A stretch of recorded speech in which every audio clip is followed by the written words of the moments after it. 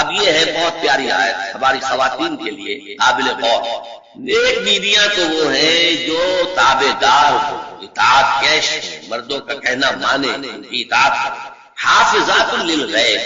اور غیب میں ان کے لیے محافظ بنے، ان کے مال کا کی بھی حفاظت کرے. یہ نہیں خیانت کر کے شارٹ ہو گیا ہوا جو چاہو اس کے بال میں سے جس کو میں جو چاہوں دے دوں، نہیں، یہ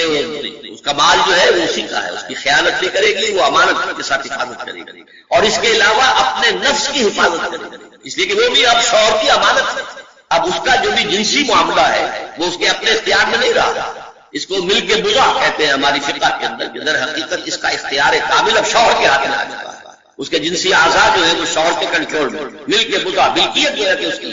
لہذا اس میں کوئی خیانت اگر وہ کر رہی ہے تو وہ بھی اس کے خلاف ہے. فالصالحات قانتات، تو نیک بیویاں وہ ہوتی ہیں جو تابع دار ہو، فرما بردار ہو، اور غیب میں یعنی شوہروں کی عدم موجودگی میں جبکہ موجود نہیں ہے حفاظت کرنے والی ہے، اور وہ حفاظت مال کی بھی اور اس کے اپنے نفس کی بھی. اور یہ کام آسان نہیں ہے، آپ کو معلوم ہے. شوہر کبھی 4 مہینے کے لیے باہر چلا گیا ہے، کبھی 1 سال کے لیے باہر چلا گیا ہے. عورت کے لیے اپنے نفس کو تھامے رکھنا،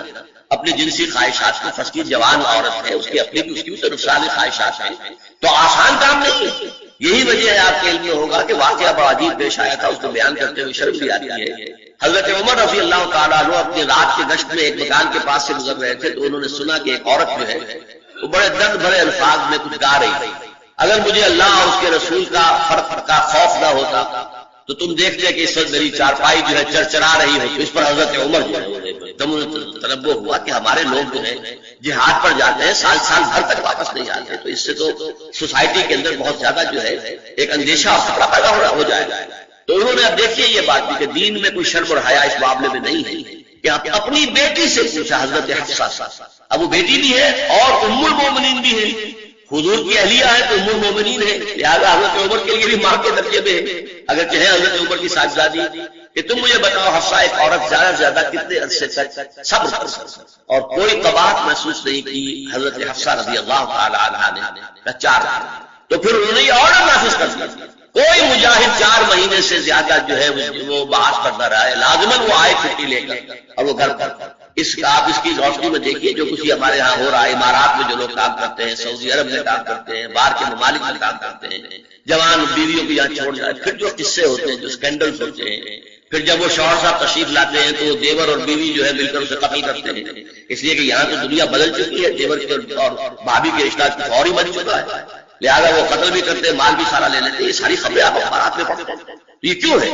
فطرت کے خلاف ایک طرز عمل اختیار کیا، یا تو اپنی فیملیز کو ساتھ لے کر جائیں گے، یا یہ ہے کہ پھر یہ وقفہ کا جو ہے معاملہ زیادہ میں سمجھتا ہوں اس حدیث کے بعد جو حضرت عمر کا فیصلہ تھا 4 مہینے کا، اس سے زائد جو ہے باہر اسٹے کرنا، اپنے گھر نہ آنا، ایک اعتبار سے گناہ کے درجے کی بات ہو جائے گی. علیکم بسنتی و سنت الخلفاء الراشدین المہدیین، تمہارے ذمہ ہے میری سنت بھی اور خلفاء راشدین جو ہے میری سنت. اب یہ ہے بہت پیاری آیت ہماری خواتین کے لیے قابل غور.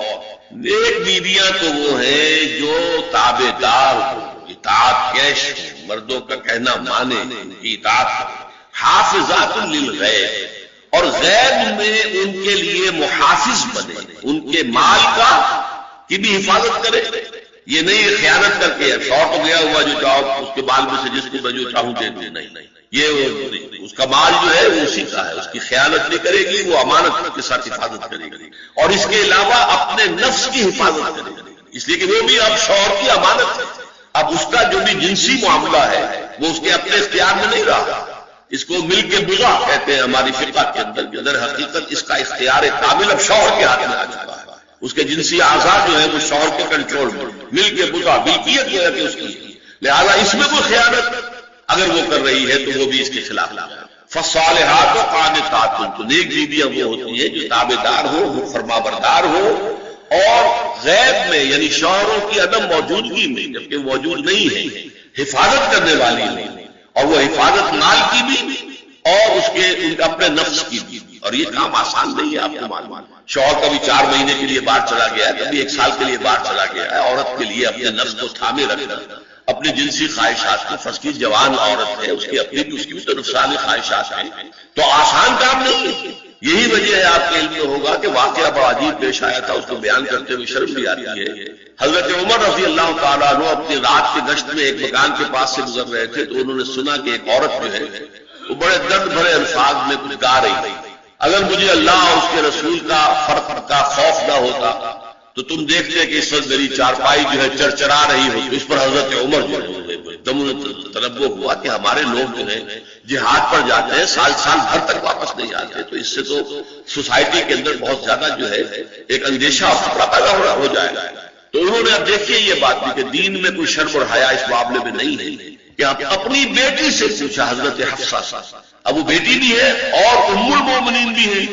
حضور کی اہلیہ ہے تو ام المومنین ہے، لہذا حضرت عمر کے لیے بھی ماں کے درجے میں ہے، اگر چاہے حضرت عمر کی صاحبزادی کہ تم مجھے بتاؤ حفصہ ایک عورت زیادہ سے زیادہ کتنے عرصے تک صبر کر سکتی، اور کوئی قباحت محسوس نہیں کی حضرت حفصہ رضی اللہ تعالی عنہا نے 4 تو پھر انہوں نے یہ آرڈر نافذ کر دیا، کوئی مجاہد 4 مہینے سے زیادہ جو ہے وہ بحث کرتا رہا ہے، لازماً وہ آئے چھٹی لے کر اور وہ گھر پر۔ آپ اس کی روشنی میں دیکھیے جو کچھ ہمارے ہاں ہو رہا ہے، امارات میں جو لوگ کام کرتے ہیں، سعودی عرب میں کام کرتے ہیں، باہر کے ممالک میں کام کرتے ہیں، جوان بیویوں کو یہاں چھوڑ جائے، پھر جو قصے ہوتے ہیں، جو اسکینڈلز ہوتے ہیں، پھر جب وہ شوہر صاحب تشریف لاتے ہیں تو وہ دیور اور بیوی جو ہے مل کر اسے قتل کرتے ہیں، اس لیے کہ یہاں تو دنیا بدل چکی ہے، دیور کی اور بھابھی کے رشتہ فور ہی بن چکا ہے، لہذا وہ قتل بھی کرتے ہیں، مال بھی سارا لے لیتے ہیں۔ یہ ساری خبریں آپ اخبارات میں پڑھتے ہیں، یہ کیوں ہے؟ فطرت کے خلاف ایک طرز عمل اختیار کرتے ہیں، یا تو اپنی فیملیز کو ساتھ لے کر جائے گی، یا یہ ہے کہ پھر یہ وقفہ کا جو ہے معاملہ زیادہ، میں سمجھتا ہوں اس حدیث کے بعد جو حضرت عمر کا فیصلہ تھا 4 مہینے کا، اس سے زائد جو ہے باہر اسٹے کرنا، اپنے گھر نہ آنا، ایک اعتبار سے گناہ کے درجے کی بات ہو جائے گی۔ علیکم بسنتی و سنت الخلفاء الراشدین المہدیین، تمہارے ذمے ہے میری سنت بھی اور خلفاء راشدین جو ہے میری سنت۔ نمبر 3 جو ہدف ہے بہت بڑا جنسی انضباط، سیکس ڈسپلن، زنا کی روک تھام، لا تقربوا الزنا انہ کان فاحشۃ وساء، زنا کے قریب تک نہ پھٹکو، یہ نہیں کہا کہ لا تزنوا، نہیں قریب، جیسے کہ یہ فیصلہ باد کا ہمارا گول چکر ہے اور 8 بازار آ رہے ہیں، اب کوئی سرکاری پروگرام یہ ہے کہ اس گول چکر تک چوک تک کوئی بھی جلوس نہ پہنچے تو 8 بازاروں کو بند کرو گے، لہذا دور دور تک اللہ تعالیٰ نے وہ حدیں لگا دی ہیں کہ زنا کی ترغیب نہ ہو، زنا کے راستے جو ہے وہ مسدود ہو جائے۔ اور زنا کے بارے میں اب دیکھیے یہ اس دور کی انٹلیکچوئل خیانت، ڈس آنیسٹی کا سب سے بڑا جدید نفسیات کا بابا آدم مانا جاتا ہے فرائڈ، اور فرائڈ کے نزدیک انسان کے محرکات عمل میں سب سے زیادہ طاقتور، سب سے زیادہ پوٹنٹ سیکس ہے۔ مارکس نے قرار دیا پیٹ معاشی کمی، فرائڈ نے کہا نہیں سیکس اصل محرک انسان ہے، یہاں تک کہتا ہے ایڈیپس کمپلیکس، باپ اگر محبت بھری نگاہ سے بیٹی کو دیکھ رہا ہے تو یہ بھی سیکس ہے، اور ماں اگر بیٹے سے محبت کر رہی ہے تو یہ بھی سیکس ہے۔ ان کمبختوں کا اصل یہ معاملہ ہے کہ ایک شے پر نگاہ جم گئی تو سب کچھ اسی کے گرد گھما دیا، مطلب بات غلط نہیں ہے، sexual motive one of the most important motive, no doubt. اگر یہ نہ ہو، اگر عورت میں مرد کے لیے اٹریکشن نہ ہو، اگر عورت میں مرد کے لیے احتیاج نہ ہو تو تمدن ختم ہو جائے گا، کون شادی کا کھجیٹ موڑ لے گا؟ ایک پیٹ پالنا اور ہے، خاندان کی ذمہ داری اور ہو جائے گی۔ اس قدر زبردست جو ہے یہ موٹیویشن جذبہ ہے اور اٹریکشن ہے شدید، اس اعتبار سے سمجھیے جتنا زوردار گھوڑا ہو اتنی ہی زوردار لگام چاہیے اگر ڈسپلن میں رکھا جائے۔ لہذا اس سیکس کو ڈسپلن میں لانے کے لیے کہ قانونی تعلق ہو ایک مرد اور عورت کے درمیان، ازدواج ہو، شادی ہو جائے، یا دوسرا راستہ وہ بھی تھا جو آج کل نہیں رہا، باندھی ہوتی سی مل کے یمین، ان کے اندر سیکسول انٹرکورس جو ہے وہ ہو اور اس سے باہر نگاہ بھی نہ۔ اس زنا کے بارے میں حضور نے جو اچھا ایک تو میں آپ کو بتاؤں کہ قرآن اور حضور دونوں اس قدر حقیقت پسند۔ سورہ آل عمران میں فرمایا زُيِّنَ لِلنَّاسِ حُبُّ الشَّهَوَاتِ مِنَ النِّسَاءِ وَالْبَنِينَ وَالْقَنَاطِيرِ الْمُقَنطَرَةِ مِنَ الذَّهَبِ وَالْفِضَّةِ وَالْخَيْلِ الْمُسَوَّمَةِ وَالْأَنْعَامِ وَالْحَرْثِ۔ انسان کے اندر محبت ملا دی گئی ہے، مزین کر دی گئی ہے کن کن چیزوں کی؟ سب سے پہلے سب سے امپورٹنٹ موٹیو اور پھر بیٹے، پھر ڈھیروں مال، سونا چاندی، اعلیٰ گھوڑے، نشان زدہ اور مال مویشی اور کھیتی، لیکن سب سے پہلے زُيِّنَ لِلنَّاسِ حُبُّ الشَّهَوَاتِ مِنَ النِّسَاءِ وَالْبَنِينَ وَالْقَنَاطِيرِ الْمُقَنطَرَةِ مِنَ الذَّهَبِ وَالْفِضَّةِ وَالْخَيْلِ الْمُسَوَّمَةِ وَالْأَنْعَامِ۔ اسی طرح دیکھیے حضور صلی اللہ علیہ وسلم فرماتے ہیں، یہ مسند احمد میں بھی حدیث ہے اور حاکم اور بیہقی عن انس ابن مالک رضی اللہ تعالی عنہ، قال قال رسول اللہ صلی اللہ علیہ وسلم حبب الی النساء والطیب وجعلت قرۃ عینی فی الصلاۃ، اس بیماری دنیا میں سے مجھے 3 چیزیں محبوب کر دی. حبب الی، نمبر 1 کوئی جھجک نہیں ہے آپ کا بیان.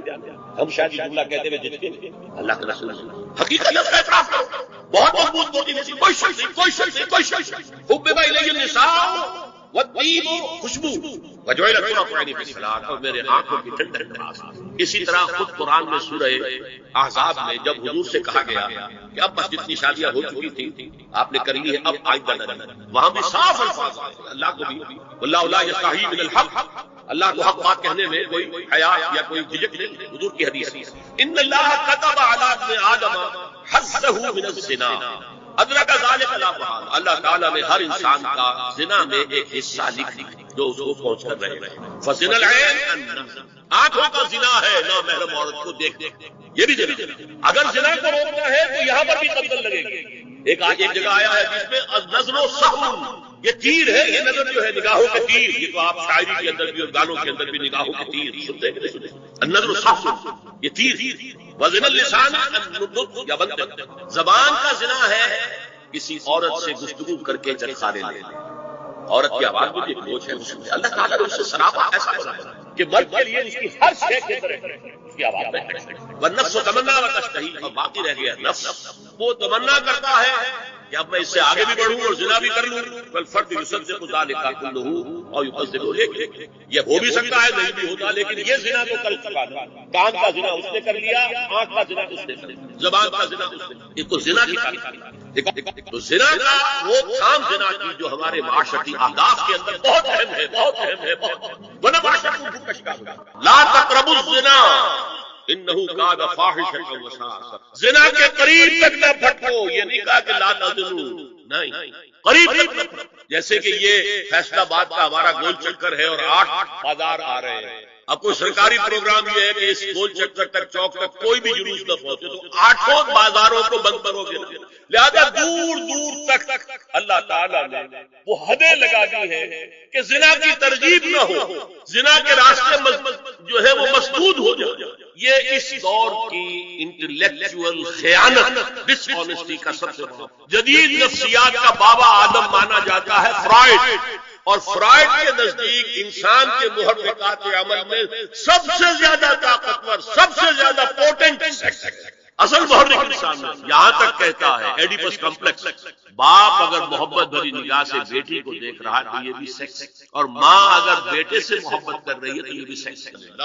ان کمبختوں کا اصل یہ معاملہ ہے کہ ایک شے پر نگاہ جم گئی تو سب کچھ اسی کے گرد گھما دیا. مطلب بات غلط نہیں ہے. Sexual motive one of the most important motive, no doubt about. اگر یہ نہ ہو، اگر عورت میں مرد کے لیے اٹریکشن نہ ہو، اگر عورت کو مرد کی احتیاج نہ ہو تو تمدن ختم ہو. کون شادی کا کھکیڑ موڑ لے گا؟ ایک پیٹ پالنا اور ہے، خاندان کی ذمہ داری اور ہو جائے گی. اس قدر زبردست جو ہے یہ موٹیویشن جذبہ ہے اور اٹریکشن ہے شدید.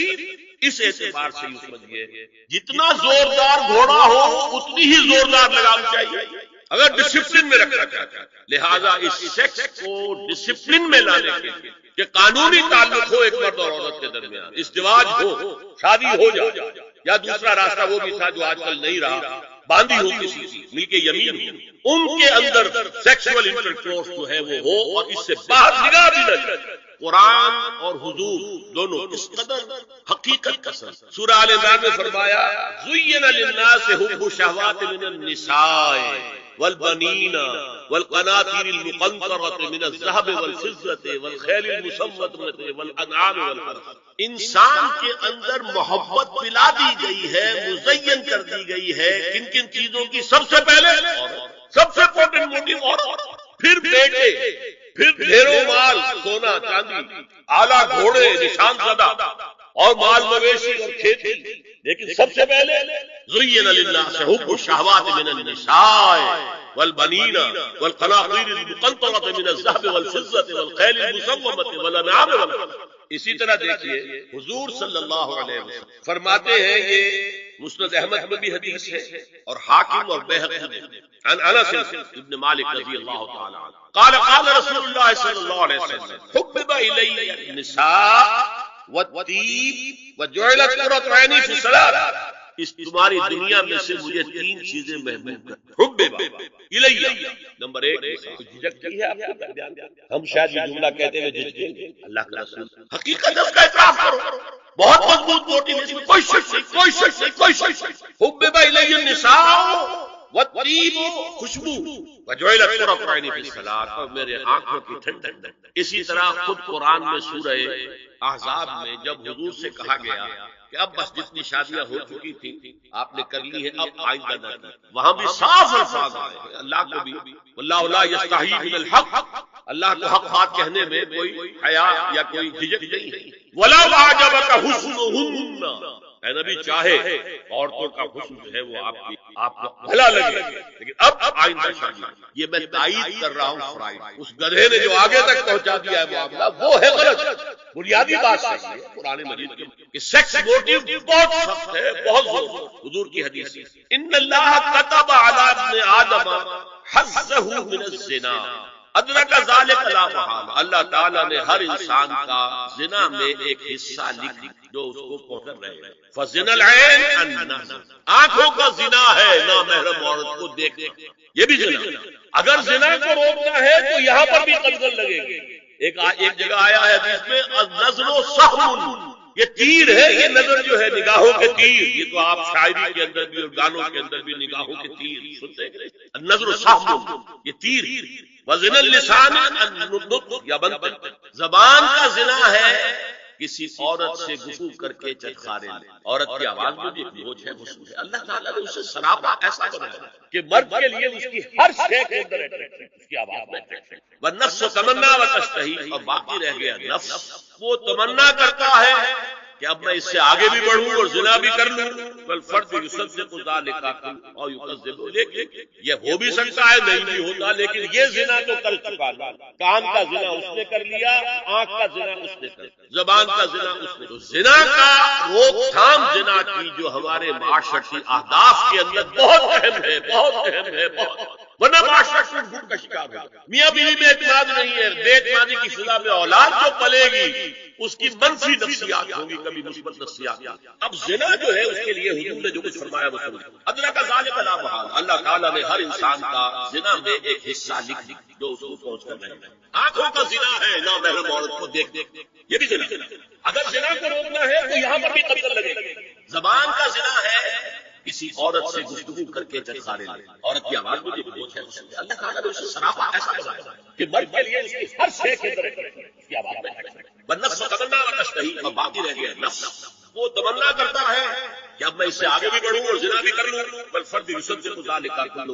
او یکذب، لیکن یہ ہو بھی سکتا ہے نہیں بھی ہوتا، لیکن یہ زنا تو کر چکا ہے، کان کا زنا اس نے کر لیا، آنکھ کا زنا اس نے کر لیا، زبان کا زنا اس نے، ایک زنا کی تاریخ۔ سورہ بقرہ کی آیات کی نماز میں تلاوت کرتے ہوئے میرے دل میں خیال پیدا ہوتا ہے کہ میں ان گناہوں کی معافی مانگ رہا ہوں جو بھول کر یا چوک کر ہو گئے، لیکن جو گناہ میں نے پورے شعور سے کیے اور اب بھی کر گزرتا ہوں ان سے کن الفاظ میں معافی مانگی جائے؟ وہ معافی مانگنے کے لیے تو یہ ہے کہ رب انی ظلمت نفسی ظلما کثیرا، جیسے حضرت آدم سے خطا ہوئی تھی اور حضرت حوا اور آدم نے دعا مانگی تھی ربنا ظلمنا انفسنا وان لم تغفر لنا وترحمنا لنکونن من الخاسرین، وہ دعائیں بھی قرآن مجید میں موجود ہیں، یا جیسے کہ حضرت یونس علیہ السلام سے غلطی ہو گئی تھی، اللہ کی اجازت کے بغیر وہ اپنی قوم کو چھوڑ کر چلے گئے، تو انہوں نے جو تسبیح کی ہے، جو ہمارے ہاں جس کی تسبیح بھی کی جاتی ہے اور اس کا آیت کریمہ کا جو ورد کیا جاتا ہے کہ وہ بھی اصل قلب کی گہرائیوں اور شعور کے ساتھ جو اگر ادا کیا جائے تو بہت لا الہ الا انت سبحانک انی کنت من الظالمین، تو یہ جو ہے استغفر اللہ ربی من کل ذنب واتوب الیہ، یہ بھی ہے مختلف ہے اس کے لیے کہ جو قرآن مجید میں بھی آئی ہے اور احادیث میں۔ البتہ توبہ کے بارے میں چونکہ ذکر آج ہوا ہے اور آپ نے سوال بھی کیا ہے تو یہ بات واضح ہو جانی چاہیے، توبہ کی 3 شرطیں ہیں صحیح توبہ ہونے کی، اور یہ 3 شرطیں ہیں حقوق اللہ میں جو غلام ہوا ہے اس کے ذریعے، حقوق العباد میں ہوا کہ 4تھی شرط اور، وہ 3 شرطیں کیا ہیں؟ گناہ پر حقیقی پشیمانی ہو، دل میں شرمندگی ہو، تعصب کہ یہ کام میں نے کیوں کیا یا کیوں کرتا رہا اب تک، اور نمبر 2 عزم مصمم ہو کہ آئندہ ہرگز نہیں، اور نمبر 3 اس کو چھوڑ دے بالفعل، وہ عزم مصمم پر عمل شروع ہو جائے۔ اگر کہ یہ ہو سکتا ہے کہ پھر غلطی ہو جائے، پھر ظہور ہو جائے، پھر نسیان ہو جائے، کوئی پرواہ نہیں، اس وقت جب کہ وہ توبہ کر رہا ہے، نمبر 1 پشیمانی ہو حقیقی، نمبر 2 عزم مصمم ہو کہ دوبارہ ارتکاب نہیں کروں گا، نمبر 3 بالفعل اس کام کو چھوڑ دے۔ 3 کام اگر ہوں گے تب جا کر حقوق اللہ کے ضمن میں وہ توبہ صحیح ہے۔ فَإِنَّهُ يَتُوبُ إِلَى اللَّهِ مَتَابًا، توبہ جیسے کی جاتی ہے اس کے تقاضے۔ اگر تلافی کر سو تلافی کیجیے، کسی کا مال ہڑپ کر لیا تھا واپس کر دیجیے، اس کے بغیر معافی نہیں ہو۔ اگر وہ فوت ہو چکا ہے، واپسی ممکن بھی نہیں ہے، تو ٹھیک ہے، اللہ تعالیٰ کے ہاں جو ہے وہ اس کا آپ کی نیکیاں اس کے حوالے کر دی جائیں، یا یہ کہ اگر زندہ ہے آپ نہیں بھی دے سکتے اس کا مال، یا آپ جا کے کہ بھائی میں نے آپ پر تہمت لگائی تھی، میں آج معافی چاہتا ہوں، خدا کے لیے مجھے معاف کر۔ اور یہاں تک آتا ہے بعض صحابہ کا طرز عمل کہ ایک صاحب اپنے اسی طریقے سے ساتھی سے معافی مانگ رہے تھے، انہوں نے کوئی سرسری طور پہ کہا اچھا جی ٹھیک ہے میں نے معاف کیا، لیکن انہوں نے محسوس کیا کہ یہ دل سے معاف نہیں کرا، وہ زمین پر لیٹ گئے اور اپنا گال ایک جو ہے زمین پر ٹکا کر دوسرے کا اس پر اپنا پاؤں میرے دوسرے گال پر رکھو تو مجھے یقین ہوگا کہ تم نے واقعی مجھے معاف کیا ہے۔ یہ کیفیت اس انسان کی ہوگی نا جس سے واقعتاً محاسبہ اخروی کا احساس ہو اور شدید اس کی جواب دہی ہوگی، تو اس کے لیے تو پھر وہ ہر طرح سے تلافی کے لیے خوشامد کرے گا، بھائی خدا کے لیے مجھے معاف کر، اور جی معاف کر دیں آپ، بس یہ کیا ہے معافی وہ ہوتی ہے، وہ جو پولیس والے بھی معافی مانگ لیتے ہیں کبھی کبھی، تو وہ معافی نہیں ہوتی، حقیقتاً دل سے آپ معافی مانگیں تو وہ ہے معافی، اور واقعتاً دل سے معافی۔ تو یہ ہے چوتھی شرط ہے کہ جو حقوق العباد انسان میں جو ایک جنسی طلب ہے، اس میں جو ایک شہوت کا مادہ ہے، انسان نے خواہ اپنے اوپر قدغنیں عائد کر لی ہیں، اور صحیح اور غلط اور جائز اور ناجائز، ماں بیٹی بیوی میں خواہ کی ایک تفریق ہے جو انسان نے قائم کر لی ہے۔ یہ تمام تفریقیں غیر فطری ہیں، اس لیے کہ حیوانات میں ہم یہ دیکھتے ہیں کہ ایسی کوئی تفریق موجود نہیں، بلکہ یہ کہ جیسے پیاس لگے کسی انسان کو تو پانی جہاں سے مل جائے، یا یہ کہ اگر بھوک لگتی ہے تو جہاں سے بھی اس کی انسان تشفی کر لے، اسی طور سے یہ بھی ایک انسان کی طبیعی خواہش ہے، جیسے وہ ابھرے ویسے ہی اس کو جس طور سے بھی موقع ملے اس کی تسکین حاصل کر لینی چاہیے۔ یہ دو اصل میں فلسفیانہ نقطۂ نظر، اور جیسا کہ میں نے عرض کیا خاص طور پر ادب کے میدان سے، لٹریچر کے میدان سے، خاص طور پر افسانوی انداز میں، ناولوں کے انداز میں، ڈراموں کے انداز میں یہ فکر پھیلایا ہے۔ یہ فکر ہے کہ جس نے مغرب کی تہذیب کا جو یہ سماجی عنصر ہے اسے واقعتاً یہ ہے کہ ایک سنڈاس بنا کر رکھ دیا۔ جیسا کہ میں نے عرض کیا کہ ویسے تو پورے یورپ میں اور اسی کا عکس ہے اس وقت پوری دنیا میں اس تہذیب کے اثرات موجود ہیں، لیکن یہ کہ درجات ہیں، تو درجے کے اعتبار سے دیکھا جائے تو غالباً برطانیہ کا معاشرہ اور اس کے ساتھ یہ اسکینڈینیوین کنٹریز جو ہیں یہ اس معاملے میں اس وقت پوری نوع انسانی کے امام شمار کیے جا سکتے ہیں۔ مجھے چونکہ امریکہ بھی جانے کا اتفاق ہوتا رہتا ہے تو میں نے یہ محسوس کیا کہ امریکی معاشرہ ابھی اس اعتبار سے بہت پیچھے ہے۔ یورپ کو اس میں پیش قدمی کا اور امامت کا شرف حاصل ہو چکا ہے، اور خاص طور پر یورپ میں بھی یہ 3 ممالک جو ہیں یہ بہت آگے نکل گئے، چنانچہ شرم اور حیا نام کی کسی شے کا کوئی وجود وہاں نہیں، عصمت و عفت کا کوئی تصور موجود نہیں۔ معلوم ہوتا ہے کہ یہ چیزیں انسان کی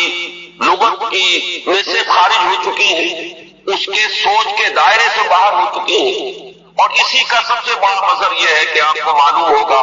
کہ برطانیہ میں بھی یہ قانون منظور ہو چکا ہے، اور اسکینڈینیوین کنٹریز میں بھی، کہ 2 مردوں کی شادی بھی ہو سکتی ہے، 2 مرد لیگلی قانونی طور پر شوہر اور بیوی کی حیثیت سے رہ سکتے ہیں، قانون انہیں تسلیم کرے گا یہ شوہر ہے اور یہ بیوی۔ اب اس درجے پرورشن، اس درجے فطرت انسانی کا مسخ ہو جانا، یہ چیز کہ جو ناقابل قیاس ہے، لیکن یہ کہ بالفعل دنیا کے اندر یہ موجود ہے۔ اور پچھلے دنوں جب مجھے اتفاق ہوا جانے کا سویڈن، تو وہاں معلوم ہوا کہ ایک پاکستانی بھی ہے، ایک سرحد کے رہنے والے صاحب جنہوں نے کہ ایک لڑکے سے وہاں شادی کی ہوئی ہے، اور قانونی اعتبار سے وہ میاں اور بیوی کی حیثیت سے وہاں مسلم طور پر زندگی گزار رہا ہے۔ یہ جو معاملہ ہے مجھے زیادہ صدمہ اس بات کا ہوا وہ اس پہلو سے کہ اس معاشرے کی جو اچیومنٹس ہیں، جو انہوں نے خوبیاں حاصل کی، ہمارا معاشرہ جو ہے ان کے بارے میں تو سوچنے کو بھی تیار ہے۔ مثلاً یہ کہ سیاہ سیاسی سطح پر مساوات، معاشی کفالت کا اصول کہ کوئی شخص وہاں بھوکا نہیں رہ سکتا، ہر شخص کی گویا کہ کفالت جو ہے وہ ریاست کے ذمہ ہے، وہ باتیں جو اسلام نے دی تھی، جو حضرت عمر فاروق رضی اللہ تعالیٰ عنہ کے سے قول منسوب ہے کہ اگر دجلہ و فرات کے کنارے کوئی کتا بھی بھوکا پیاسا مر گیا تو عمر قیامت کے دن ذمہ دار ہوگا۔ یہ نقشہ واقعہ ہے، تسلیم کرنا پڑتا ہے کہ ان لوگوں نے اس چیز کو آج کی دنیا میں بالفعل حاصل کر کے دکھایا۔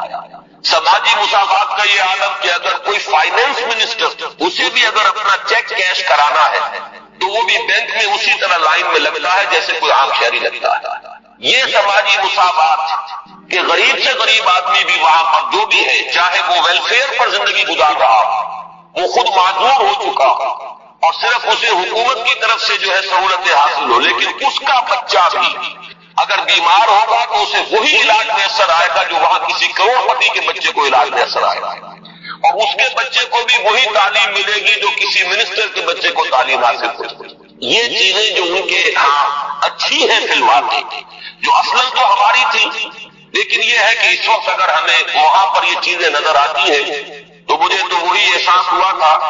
کہ کتابیں اپنے آبا کی یہ موتی علم و حکمت کے جو دیکھیں ان کو یورپ میں تو دل ہوتا ہے سی پارا، چیزیں ہماری تھی لیکن یہ انہوں نے کر کے دکھایا۔ بدقسمتی ہماری یہ ہے کہ ان چیزوں کے بارے میں تو ابھی ہمارے یہاں کوئی سوچ نہیں، ادھر پیش قدمی کا کوئی امکان نہیں، ہم سینکڑوں کوس دور ہیں اس سے کہ اس قسم کے کوئی ہم معاشرتی ارتقاء جو ہے اس کے بارے میں سوچ بھی سکتے، لیکن جو ان کی گندگی ہے جس نے کہ ان کو تباہ کر کے رکھ دیا، خاندانی نظام ٹوٹ پھوٹ کر رہ گیا،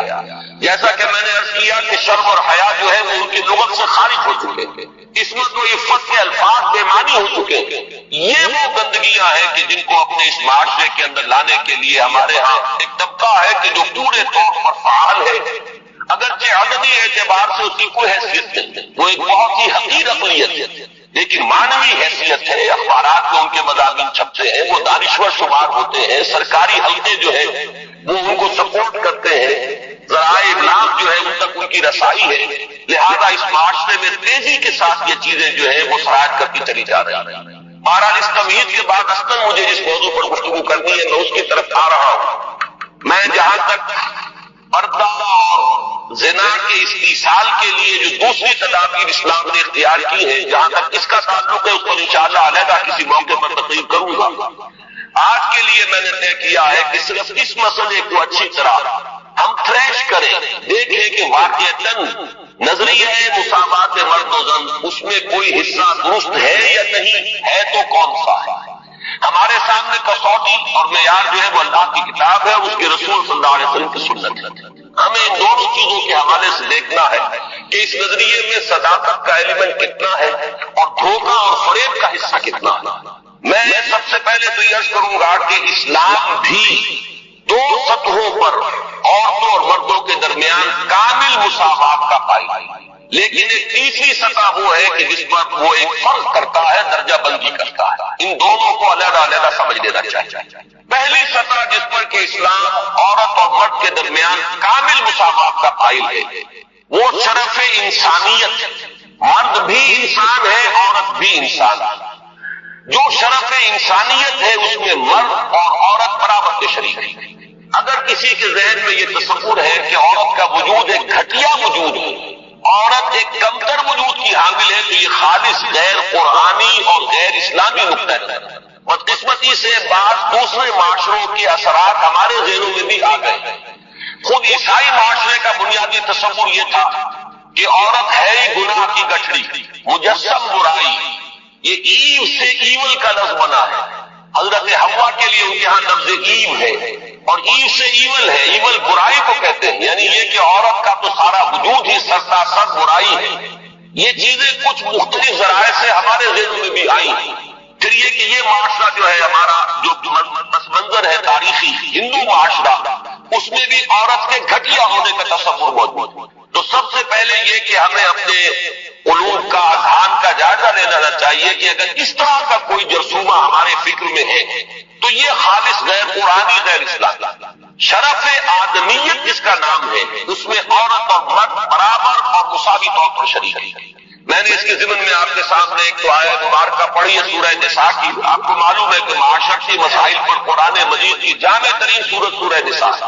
اس کا آغاز ہی اس سے ہوتا ہے کہ یا ایھا الناس، اے لوگوں، اتقوا ربکم الذی خلقکم من نفس واحدۃ وخلق منها زوجها وبث منہما رجالا کثیرا ونساء. اے لوگوں، اپنے اس رب کا تقوی اختیار کرو جس نے تمہیں ایک انسانی جان سے پیدا کیا، اسی سے اس کا جوڑا بنایا اور ان دونوں سے کثیر تعداد میں مردوں اور عورتوں کو زمین میں پھیلا دیا. گویا کہ پوری نوع انسانی ایک انسانی جوڑے کی نسل ہے.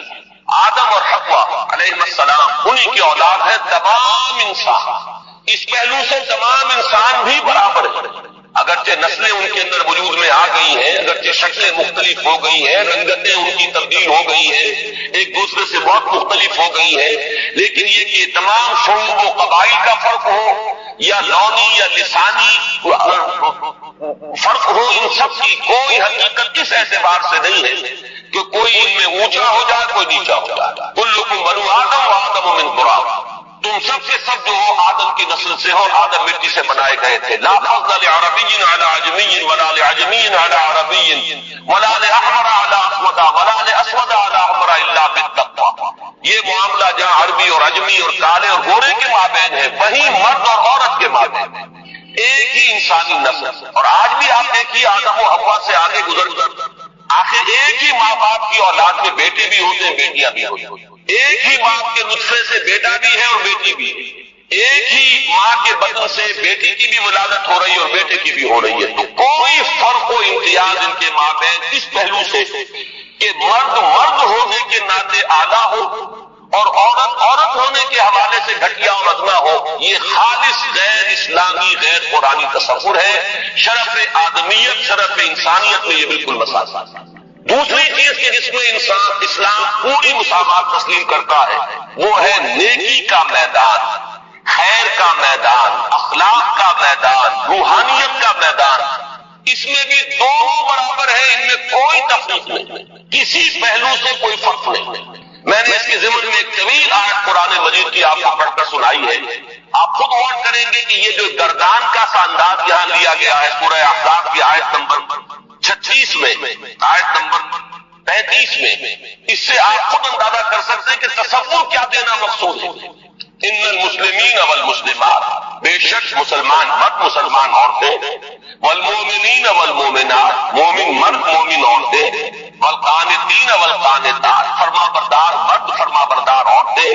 والصادقین والصادقات، راست باز مرد راست باز عورتیں، والصابرین والصابرات، صبر کرنے والے مرد اور صبر کرنے والی عورتیں، والخاشعین والخاشعات، اللہ سے خشوع کا تعلق رکھنے والے، اللہ کے سامنے جھکنے والے مرد اور جھکنے والی عورتیں، والمتصدقین والمتصدقات، اور صدقہ دینے والے مرد اور صدقہ دینے والی عورتیں، والصائمین والصائمات، اور روزہ رکھنے والے مرد اور روزہ رکھنے والی عورتیں، والحافظین فروجہم والحافظات، اور اپنی شرمگاہوں کی حفاظت کرنے والے مرد اور اپنی شرمگاہوں کی حفاظت کرنے والی عورتیں، والذاکرین اللہ کثیرا والذاکرات، اور اللہ کا ذکر کثرت سے کرنے والے مرد اور اللہ کا ذکر کثرت سے کرنے والی عورتیں. اعد اللہ لہم مغفرۃ واجرا عظیما، اللہ نے ان سب کے لیے تیار کی ہوئی ہے، فراہم کی ہوئی ہے مغفرت بھی اور بہت بڑا اجر. یہ سارا جو ہے اس آیت کا ماحصل کیا ہے؟ یہ تمام وہ اوصاف ہیں کہ جو مطلوب ہیں، یہ محاسن ہیں، یہ بھلائیاں ہیں، یہ نیکیاں ہیں، یہ اعلیٰ اقدار ہیں جو اسلام چاہتا ہے کہ انسانوں کے اندر پروان چڑھے. اور اس آیت کا انداز بتا رہا ہے کہ اس میں کوئی فرق و تفاوت نہیں، کسی کے لیے کوئی معاملہ نہیں ہے کہ عورتوں کے لیے یہاں جو ہے داخلہ ممنوع ہے یا عورتیں اس مقام تک رسائی حاصل نہیں کر سکتی، بلکہ یہ کہ نیکیوں میں، بھلائیوں میں، خیرات میں، حسنات میں، ان تمام کیفیات کے اندر عورتوں اور مردوں کے لیے کھلا میدان ہے. اپنی اپنی محنت، اپنی اپنی کوشش سے جو بھی چاہے اعلیٰ سے اعلیٰ مقام حاصل کر. اسی مضمون کے لیے میں نے ایک آیت آپ کو سورہ نساء کی بھی سنائی. للرجال نصیب مما اکتسبوا وللنساء نصیب مما اکتسبن، مردوں کے لیے حصہ ہے ان میں سے جو انہوں نے کمایا، اور کمائی سے یہاں مراد ہے اعمال کی کمائی. قسم کا لفظ قرآن مجید میں شاذ کہیں آیا ہے معاشی کمائی کے لیے، آیا ضرور ہے لیکن بہت شاذ۔ اصل میں یہ لفظ جہاں بھی آتا ہے وہ اصل کمائی جو ہے انسان کی دنیا میں وہ نیکی یا بدی، یہ جو معاش کی محنت ہے اور آپ اپنے لیے کوئی رزق فراہم کرتے ہیں، کوئی اپنی زندگی کے سلسلے کو برقرار رکھنے کے لیے ضروریات زندگی فراہم کرتے ہیں، یہ چیز تو ایک دنیا کی زندگی کی برتنے کی چیز ہے، یہ کوئی پائیدار شے نہیں۔ اصل میں جو کچھ ہم کماتے ہیں وہ یا نیکی ہے یا بدی، یا خیر ہے یا شر۔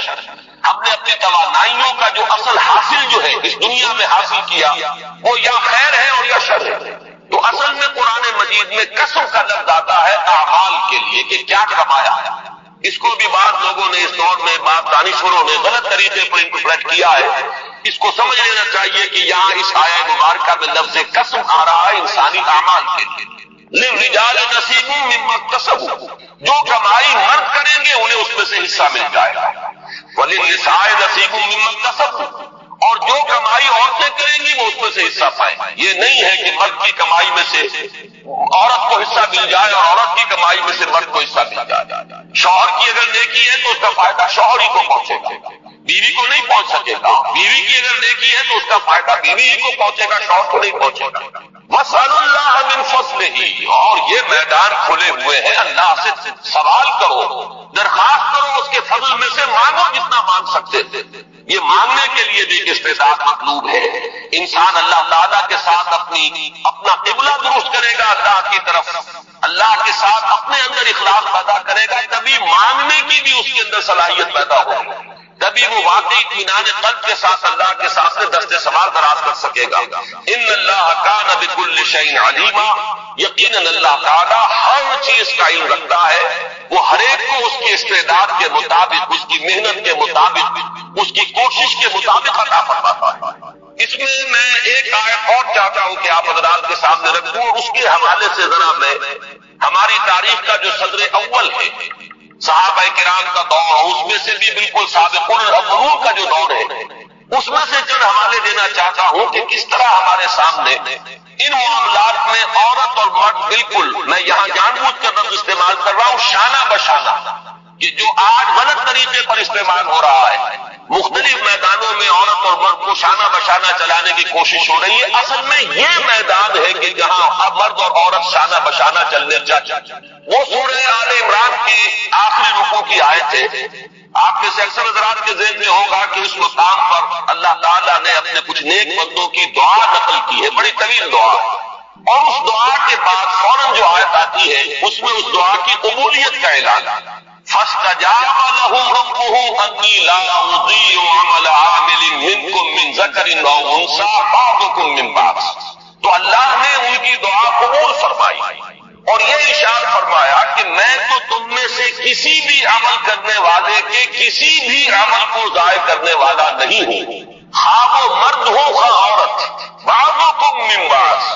تم سب ایک دوسرے ہی سے ہو، ایک ہی باپ کی اولاد میں بیٹے اور بیٹیاں، اور ایک ہی ماں کے بطن سے بیٹے اور بیٹیاں۔ معلوم ہوا کہ تمہیں اگرچہ ہم نے مذکر اور مؤنث بنایا ہے، مرد اور عورت کی شکل دی ہے، لیکن یہ کہ تم ہو ایک ہی انسان، انسانیت کی جو نسل ہے اسی سے تعلق رکھنے والے۔ فالذین ہاجروا، اب یہاں اللہ تعالیٰ نے کچھ چوٹی کے اعمال کا ذکر کیا۔ ایک اعمال تو وہ تھے جو سورہ احقاف کی آیت میں ہمارے سامنے آ چکے، یہ زیادہ تر انفرادی نوعیت کے، انسان کی نیکی ہے، راست بازی ہے، اللہ کا ذکر ہے، اپنی عصمت و عفت کی حفاظت ہے، صدقہ ہے، خیرات ہے اور نماز پڑھنا ہے، یہ تمام چیزیں جو ہے یہ انسان کی انفرادی نیکی کے اوصاف۔